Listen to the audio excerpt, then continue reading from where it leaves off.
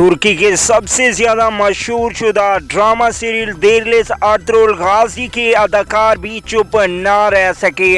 एंजन अल्तान का एक बड़ा बयान इसराइल के खिलाफ सामने आ गया।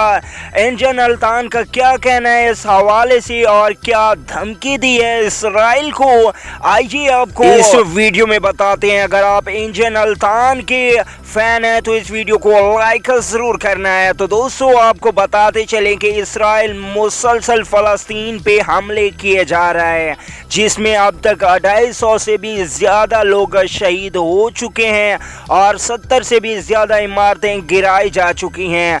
इसको देखते हुए एंजन अल्तान भी चुप ना रहे।